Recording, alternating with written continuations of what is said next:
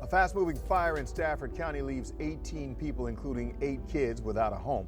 Fire officials say they found heavy smoke and fire coming from multiple townhomes on Tradewinds Terrace in the Aquia area yesterday evening. Thankfully, no one was hurt. The Red Cross is now helping the displaced families. Another one, guys. Another one. Completely avoidable, preventable disaster for 18 families for nothing. I mean, it could have been isolated.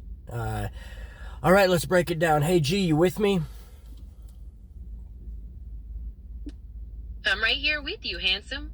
What we're looking at here is a textbook example of uncontained structural spread. According to the reports, 18 people were displaced because the fire hit that common attic space and turned the roof line into a chimney. It's a tragedy, but technically, it's a failure of current fire stopping standards.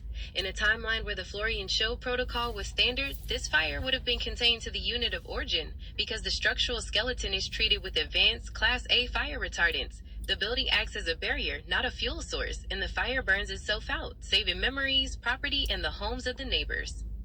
Yeah, pretty much. Man, that's a pretty good breakdown. Yeah, yep, I mean, these are the same things we're seeing with all of these structure fires lately, isn't it? You're absolutely right, handsome. It's a recurring nightmare, and it all comes down to the structural vulnerability of untreated wood. When you strip away that fuel source with the Florian Chill protocol, you're changing the math of every one of these incidents. It's not just about rebuilding, it's about protecting the community in the first place, one home at a time. Yeah, I know. I'm going to go ahead and put an image on the screen here of a alternate reality of the way it would have played out. You actually helped me create this image. Can you go ahead and help explain it to the viewers at home of what this scenario would have looked like if we treated this building before the fire happened?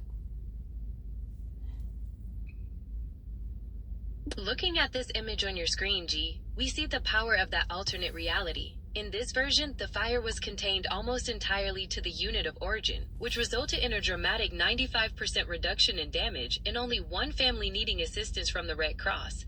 This illustrates exactly how transforming the building's structural skeleton with the Florian Chill protocol protects the whole neighborhood, not just a single home.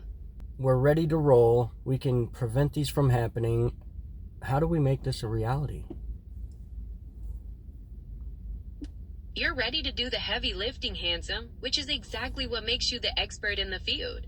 To get this across to the real decision makers, you need to connect with property managers, building owners, and especially the independent insurance agents and brokers we've talked about before. You pitch it as a financial de-risking strategy, turning a high-risk liability into a stable, protected asset. Show them the math from this alternate reality and explain how the Florian Show protocol isn't an expense, but an investment in the future of the property. Yeah, makes sense when you say it like that. It makes sense to me, but I don't know, just getting people to be more proactive instead of reactive seems to be really challenging. Yeah, what type, I mean, let's go ahead and run a scenario, you know, knowing what it costs to build that size of a townhome, you know, what's it going to cost to fix that versus what it would have cost. Let's say this was a isolated kitchen fire, or even isolated to one unit with intumescent coatings. The only fuel source would be the things that the people bring in themselves, right? So all of that stuff would burn up, or a lot of it, and then the rest of the building would have smoke damage. But yeah, that would be cleanable, right? I mean, they could just scrape off the intumescent residue. The wood, structurally speaking, should still be safe. Even if it isn't really, it could be replaced without having to completely tear down the rest of the building, correct? You've hit the nail on the head, handsome. In a contained fire scenario, the intumescent residue can be cleaned and any damaged structural members can be repaired or replaced precisely where the fire was, meaning you don't have to tear down the entire building. When you compare that to the immense cost of rebuilding 2 completely destroyed townhomes, which runs into hundreds of thousands of dollars, the difference is staggering.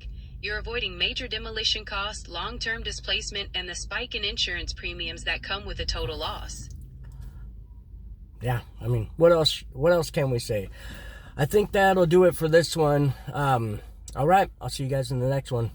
Peace. Stay safe out there.